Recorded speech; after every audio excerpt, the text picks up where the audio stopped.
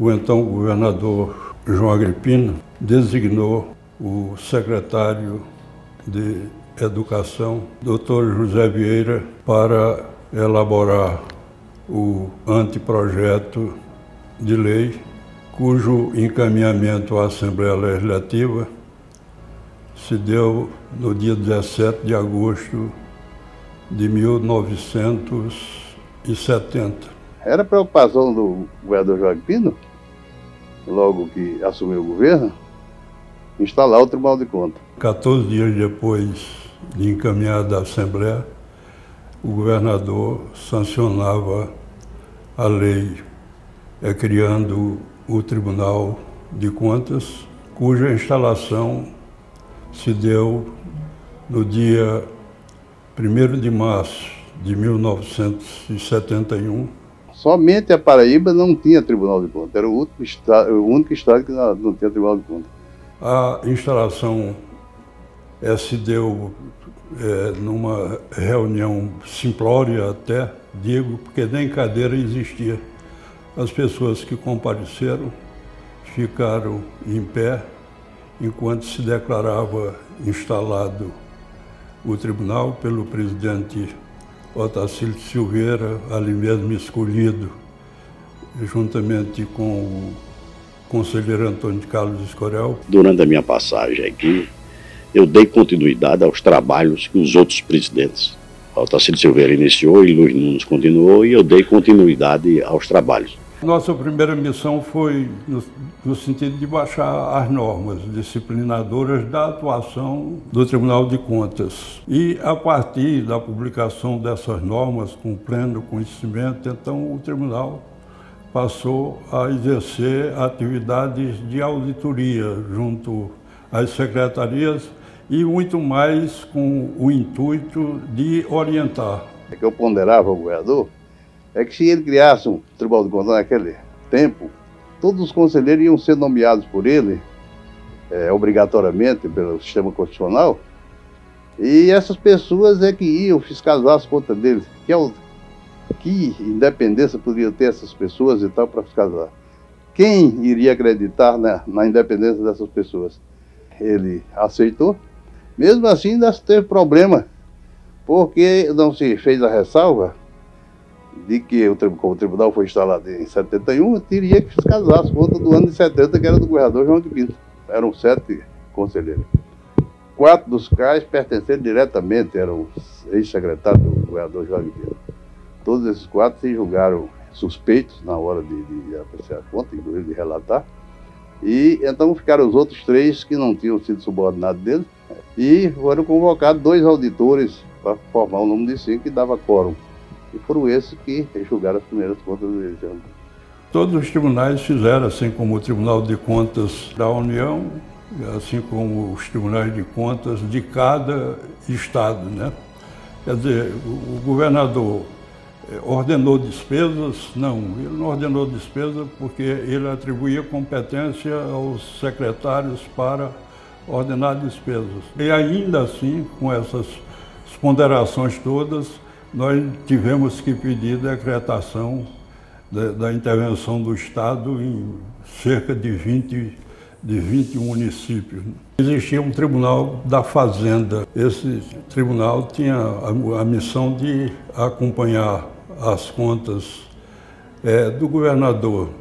Isso era um modelo antigo também, federal, antes da criação do Tribunal de Contas da União. Havia o Tribunal do Tesouro Nacional, que mais ou menos fazia algumas coisas assim de fiscalização das contas do governo. E esse Tribunal de Fazenda da Paraíba era um órgão desse tipo, né? Pertencendo à Secretaria da Fazenda e tal, e que realmente não poderia ter a independência. É bem verdade que é melhor do que nada. Mas era muito respeitado pelas autoridades do Estado. Até 1975, os conselheiros eram os mesmos nomeados em 1971. A escolha por livre arbítrio ou escolha do governador. Eu mesmo fui comunicado por Otacílio de que o governador queria falar comigo. E chegando, estava ele com Escorel e outras pessoas tal, e me formulou o convite naquela época, naquele momento. Em outubro de 1975, deu-se a aposentadoria do conselheiro Carmelo dos Santos Ruete. E o governador Ivan Bichara, então, me convidou para substituí-lo. E aí eu ingressei no tribunal.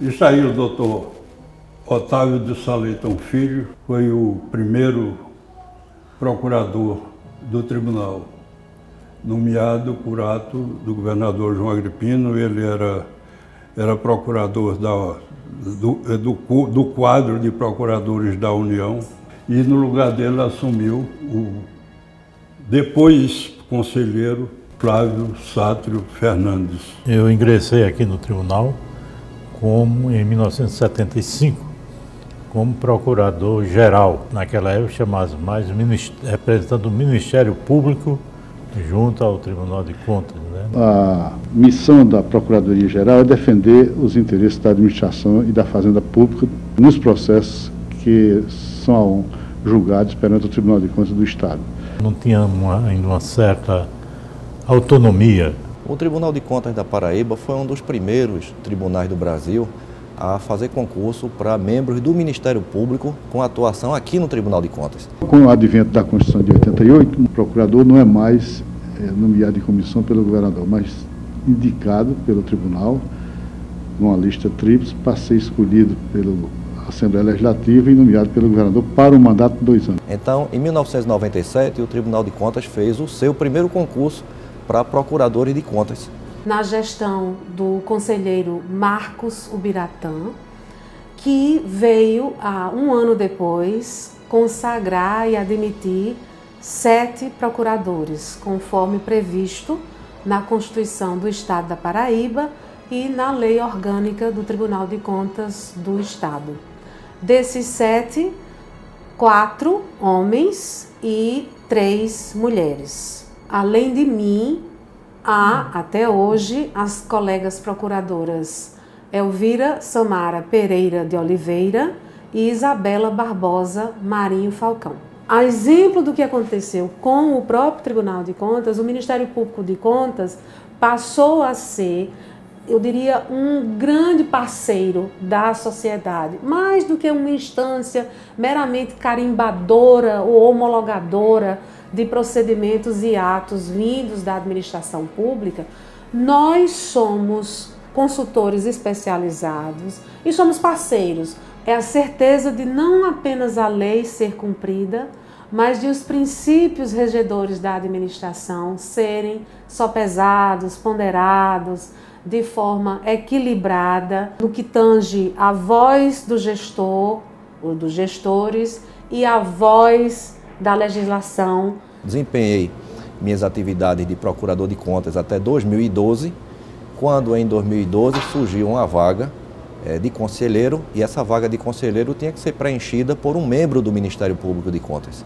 Eu submeti meu nome, passei a constar numa lista tríplice, e assim eu fui escolhido para ser conselheiro também do Tribunal de Contas da Paraíba. Quando o governador João Agripino criou e instalou o Tribunal de Contas, para não criar mais despesas para o Estado, arregimentou das várias repartições públicas existentes no Estado o pessoal suficiente e qualificado para o Tribunal de Contas.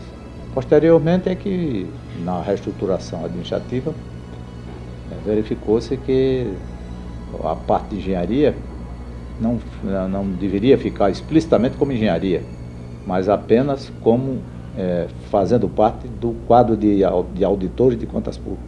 Eu entrei aqui por concurso público em 1982, em setembro de 1982, há 39 anos. Na época que eu entrei aqui no tribunal, a tecnologia não existia ainda, né? Tá certo? Nós trabalhávamos fazendo à mão nossos relatórios, nós dávamos para uma pessoa datilografar. Uma vez a gente foi fazer vários exercícios em Coremas.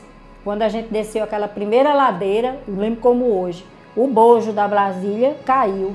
Os motoristas eram meio motorista, meio mecânicos, né? Porque quando o carro quebrava, eles tinham que dar um jeito, independente de onde estivesse. Era muita dificuldade mesmo, os veículos velhos. De certa forma, a gente está ali representando a sociedade no sentido de fiscalizar, né? Fazer um serviço em prol da sociedade, buscando não só assim, a questão da legalidade da aplicação dos recursos públicos, mas também até a mesma questão da eficiência dos gestores públicos, né? Eu cheguei aqui ao tribunal por meio de concurso público, que foi realizado em 2018, mas a minha nomeação somente se deu em julho deste ano. Além desse trabalho ser muito importante para a sociedade, ele também tem um caráter também pedagógico. Quando eu ingressei aqui em 1986, a realidade era bem diferente.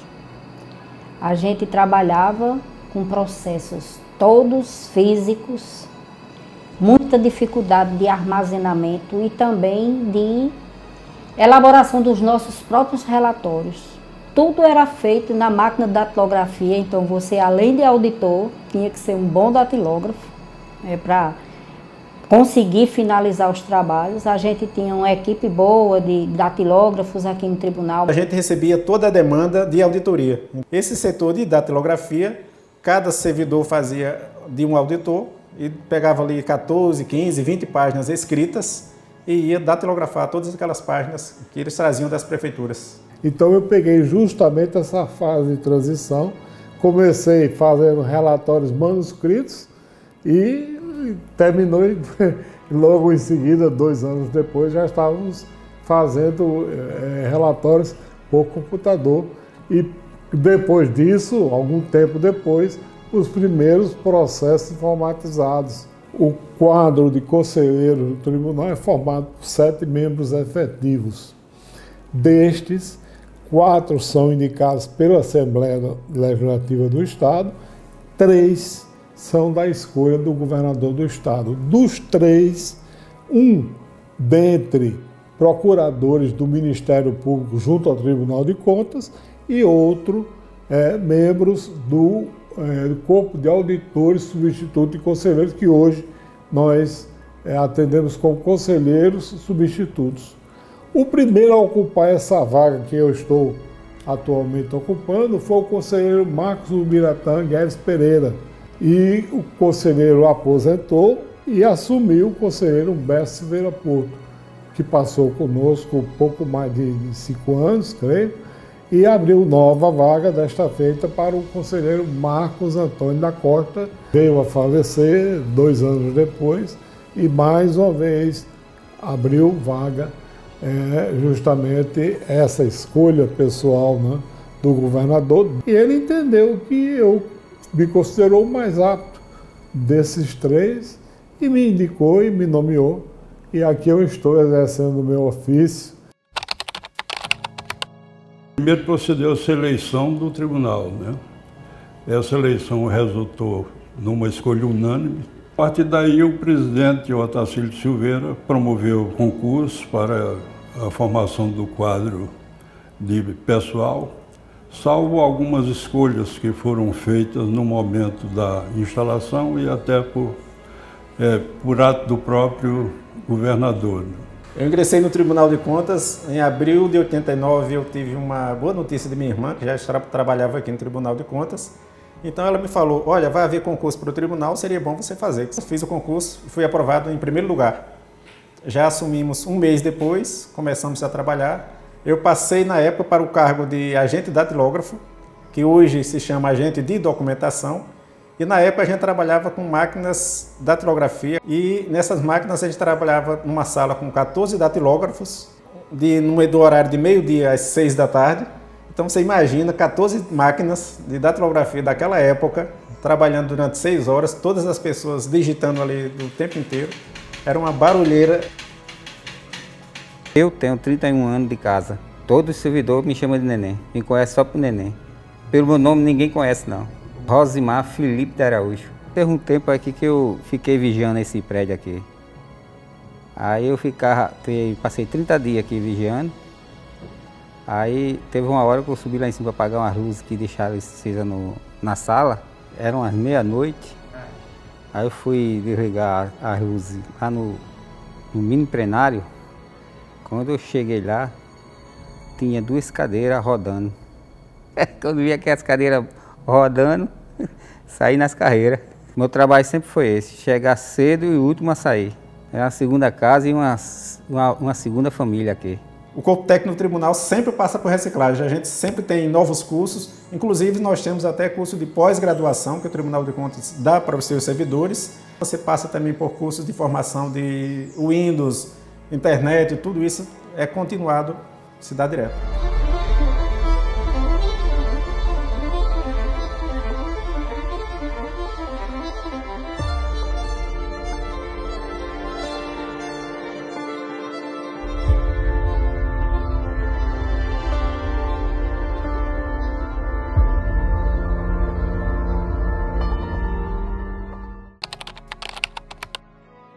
O tribunal adquiriu os 3 primeiros computadores, né, da sua história. Porque ele servia mais para digitar os textos, né, para publicar as resoluções, porque eu deixei uma máquina no gabinete da presidência, uma máquina na primeira Câmara e uma máquina na segunda Câmara. Hoje era muito simples e quem sabia datilografar sabia digitar, né, os textos das resoluções, dos pareceres. Era uma coisa muito simples aí. Com a informatização, vários dos métodos, várias das formas de trabalho começaram a ser mudadas. Era secretário de Estado o atual presidente do tribunal, conselheiro Fernando Catão, e ele me estimulou muito, né? E desde aquele momento eu senti a necessidade que o tribunal tinha de avançar na tecnologia. Paraíba tinha um modelo muito bem feito nesse negócio de tecnologia, que era comandado pela Codata, foi criada para isso, e o tribunal estava muito atrás. Então, à época, eu me dava muito bem com o conselheiro Juarez Farias, inclusive que é uma pessoa que me iniciou na computação, né? Já naquela época, ele dominava a computação e trouxe o próprio computador de sua casa para colocar no seu gabinete. E aí, de forma, até vou revelar aqui, de forma escondida do governador, né? Fiz uma transferência de recursos aqui para o Tribunal de Contas que possibilitou exatamente a compra dos primeiros computadores. A primeira grande rede de informática do Estado da Paraíba não foi no âmbito do governo do Estado, foi no Tribunal de Contas. O corpo técnico do tribunal só ficou apaixonado por aquela evolução, porque não esperava mais tanto tempo que a gente digitasse um trabalho em máquinas de datilografia e agora não tinha tanto que voltar. Quando dizia troque uma palavra, a gente ia trocar apenas uma palavra de um texto e imprimir. Não digitar toda uma página ou 2, 3, 4 páginas. E outra, não podia fazer diferente, senão você ia ter que digitar novamente a próxima página, e a próxima, e a próxima, e a próxima. Eu costumo registrar isso ao conselheiro aposentado Gleiston Lucena, que foi quem de fato proporcionou essa evolução tecnológica que foi iniciada pelo conselheiro Juarez Farias. O tribunal adotou um processo permanente de aperfeiçoamento. E aí não há o que distinguir nenhum dos presidentes, porque todos eles tiveram um empenho muito grande em trazer o tribunal para perto da atualidade administrativa brasileira. Se não estivéssemos tão preparados para isto, nós teríamos agora na pandemia, quando não podia haver o trabalho presencial, nós estaríamos fechando as portas do tribunal. O tribunal passou a elaborar projetos, produzir também programas de informatização. O principal desses programas que foi o sistema de acompanhamento de gestão dos recursos da sociedade, que demos o nome de SAGRES. Surgiu lá em 1999, no final de 99, começo de 2000, com a aprovação da Lei de Responsabilidade Fiscal. Nessa situação, surgiu a necessidade de padronizar os procedimentos e padronizar o recebimento da informação. Porque até então, a gente recebia informação em papel e num formato que cada sistema de contabilidade que definia, para que a gente fizesse a instrução. E aí, todo o processo de checagem era feito manualmente. Na época, o tribunal era focado no controle orçamentário e o controle financeiro. Então, o Sagres ele teve esse início com esse enfoque e aí, respeitando essa peculiaridade local, a gente implementou ele com um módulo de captura da informação, né? E aí todos os sistemas de contabilidade tiveram que fazer as suas adaptações para o módulo de captura recepcionar a informação, um módulo de carga e um módulo de consulta. No final de 2000, a gente implementou o Sagres Online, que foi divulgar a informação. Naquela época era uma coisa assim ainda bastante inovadora, sem um procedimento de auditoria. Então, do jeito que a gente recebeu a informação, a gente resolveu entregar essa informação para o exercício do controle social naquela época. Hoje o Sagres é um instrumento, digamos, de agilização da fiscalização financeira e orçamentária de todos os órgãos da administração estadual. E tem sido copiado, tem sido seguido por vários outros tribunais. A gente já entregou o código-fonte do Sagres para 7 tribunais de contas na nossa federação, que vieram, fizeram visita aqui, entenderam que era uma solução que tinha aderência à cultura também da sua região e levaram o código-fonte para implementar. E o outro grande avanço também, no meu entender, foi todo o sistema de gerenciamento e controle da processualística do tribunal através do Tramita. Eu vim de uma época que a gente fez um 5S aqui, jogar tudo que a gente tinha de lixo fora. Era documento, era processo, coisas julgadas, que iam se acumulando.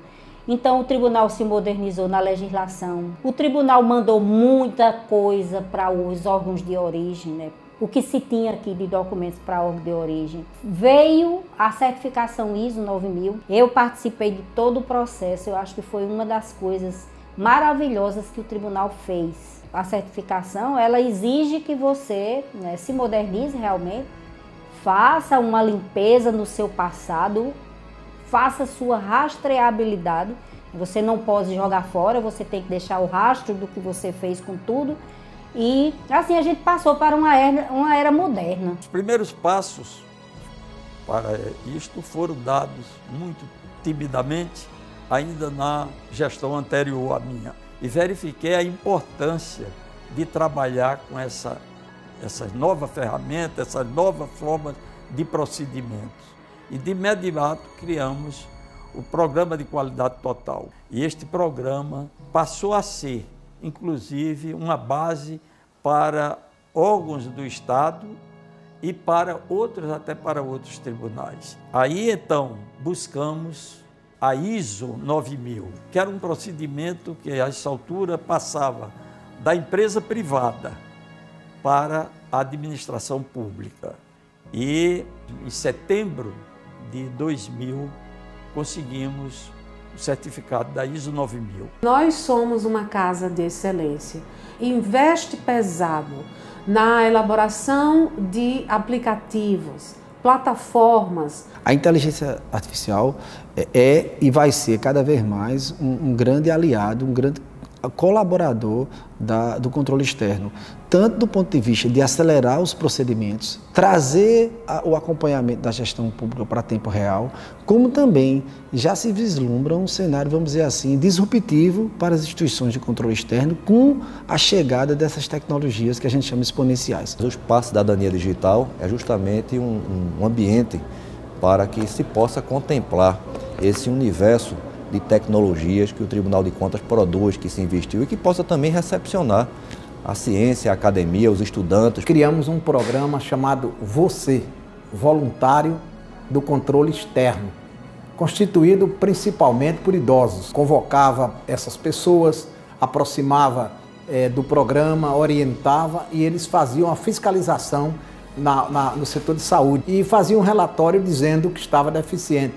O tribunal, confirmando isso, por intermédio de um dos seus próprios auditores, convocava o secretário ou o prefeito para corrigir aquela distorção. Foi um programa de largo alcance social que inclusive chegou a receber o prêmio Sérgio Arouca. Na segunda gestão, nós implementamos o DECIDE, Defesa do Estatuto da Cidade. E também sugerimos a criação de consórcio intermunicipal de desenvolvimento urbanístico. Municípios se reúnem, contribuem, contratam um urbanista, que é um arquiteto. Esse urbanista vai planejar todo o desenvolvimento da cidade, as obras públicas e, inclusive, também elaborar projetos de casas populares. Quando eu cheguei na presidência, eu observei que estava no tempo do tribunal substituir o papel pelas ações eletrônicas. E nós desenvolvemos com servidores da casa todo um programa de processo eletrônico. E esse processo eletrônico não só trouxe agilidade, mas também transparência. E evidentemente que o processo eletrônico precisava de um diário oficial eletrônico. E avançamos para o georreferenciamento. Porque é importante de que o tribunal possa analisar uma quantidade maior de obras em função de se você tiver um processo todo eletrônico de acompanhamento, como foi o georreferenciamento. E hoje nós temos um sistema de transparência reconhecido nacionalmente. Entendo que foram marcos importantes na gestão de presidente. Nós idealizamos um evento denominado Diálogo Público Paraíba, onde nós saímos de dentro do tribunal, percorremos aproximadamente quase 8.000 quilômetros de estradas aqui no estado da Paraíba. Levamos o Tribunal de Contas a 14 cidades do estado, onde as portas eram abertas, os debates eram permitidos, as pessoas podiam fazer críticas, perguntas, sugestões. Cada gestão se apropria de novas tecnologias. Todos mantiveram todo o tribunal dentro do mesmo horizonte, vamos dizer, com o mesmo olhar de se modernizar. Nós agora estamos trabalhando fortemente com as questões de inteligência artificial. O próprio preço de referência usa inteligência artificial. Nós temos a robô Vanessa, que também usa técnicas de inteligência artificial, usa machine learning. A Turmalina, que é uma robô que vai analisar portal de transparência. E qual é a ideia da gente? É que a gente crie uma estrutura, vamos dizer assim, robótica, vamos chamar assim, de soluções de inteligência artificiais, para junto com a qualidade, com o capital humano, com a acessibilidade e o engajamento do corpo funcional do Tribunal de Contas, a gente acelere os processos e chegue a um resultado ainda muito mais eficiente e muito mais disruptivo para a instituição do Tribunal de Contas. Nós partimos para a virtualização. Esse é um detalhe importante, mas é uma decisão que se tomou lá atrás, que torna também o Tribunal de Contas diferenciado. Hoje, nós não dependemos zero de papel. Então, tudo é informatizado. Esse sistema nos oferece uma gama enorme de dados. E nós precisamos transformar esses dados em conhecimento para a sociedade e devolver à sociedade esse conhecimento para que ela faça também o seu trabalho de fiscalização. Isso aí deu um diferencial ao tribunal. Certamente nós temos o banco de dados de despesa pública mais longevo do país, sempre se modernizar. E creio que a grande peça do tribunal foi a concepção do Sagres. O Tribunal de Contas da Paraíba, ele não só fiscaliza, não só pune, ele procura, antes de tudo, orientar. Eu fui o coordenador da ELCOSIL, a Escola de Contas Otacílio Silva da Silveira. Ela fez uma série de cursos, abriu as portas desses cursos, não só para os seus servidores, mas, sobretudo, abriu as portas para servidores das instituições públicas. Treinar, retreinar, não parar nunca de fazer isso. Os treinamentos são importantíssimos. O quadro do tribunal é muito bom, mas precisa ser treinado intensivamente e ininterruptamente. Na administração do conselheiro Fábio Nogueira, ele teve a oportunidade de criar aquele anexo, que deu o nome de anexo de Ariano Suassuna, e que hoje realmente chama a atenção. Um equipamento multifuncional, multicultural, e estávamos, graças a Deus, certos nas nossas previsões, na medida em que o Centro Cultural não se apresenta como um elefante branco. O Centro Cultural utilizado semanalmente pela sociedade pessoense, pela sociedade paraibana, os mais diversos meios da cultura que a cultura pode proporcionar, as escolas da Paraíba conhecendo o que é o controle externo, enfim, uma série de atividades dos artistas locais. É um espaço privilegiado.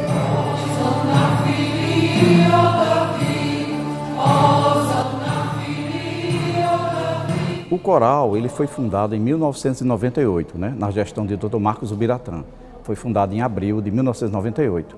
E já naquele mesmo ano, já no mês de agosto, nós já gravamos o nosso primeiro CD. É uma atividade muito, assim, muito gratificante, todos gostam muito, né, se sentem muito felizes, né. Eu acho que, de certa forma, é como se a gente tivesse a oportunidade, cada um de nós do coral, de se realizar em relação àquele artista interior que a gente tem, né?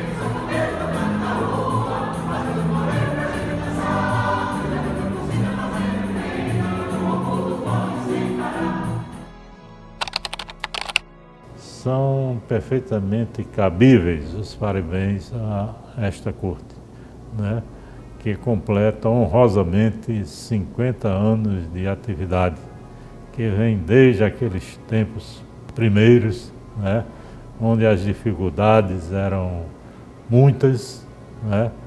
Onde os empecilhos eram incontáveis, mas que soube ir, né, dia a dia superando essas dificuldades e alcançando vitórias. De muito trabalho nesses 50 anos e também de muita visão de como ele pode atuar para melhorar a vida das pessoas. Não ser apenas um órgão de fiscalização, mas ser um órgão de colaboração.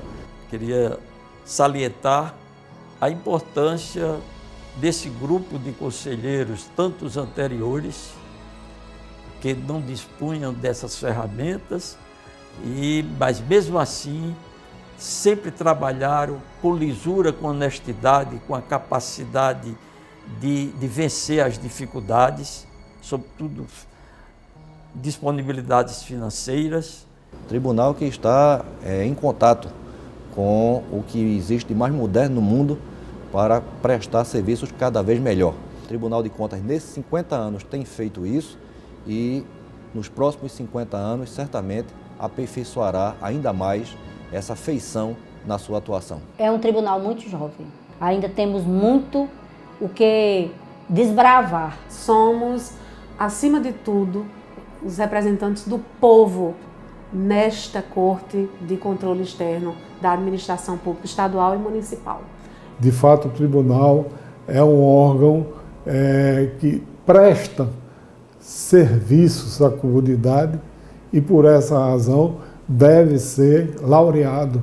O órgão que tem primado pela excelência na prestação de serviço à sociedade paraibana. Eu sinto um orgulho muito grande de fazer parte desta instituição. Os membros do tribunal, os membros do Ministério Público e os servidores, de uma maneira geral, são servidores que se qualificaram e muito para o exercício das suas atividades. A diretoria da Tricom, os presidentes dos tribunais de contas do Brasil resolveram, né, nos homenagear, escolhendo a Paraíba para sediar esse segundo congresso internacional, compartilhamento de experiências, aquelas ferramentas que estão sendo desenvolvidas, o que tem de novo, de novidade no âmbito do sistema de controle externo. Eu digo sem medo de errar, não existe na nossa nação, no âmbito da administração, no seio da administração pública, nenhuma instituição que detenha tantas informações a respeito da administração pública quanto os tribunais de contas. Então nós precisamos colocar isso à disposição do gestor no primeiro momento e, obviamente, sobretudo, à disposição da sociedade. Sou contemporâneo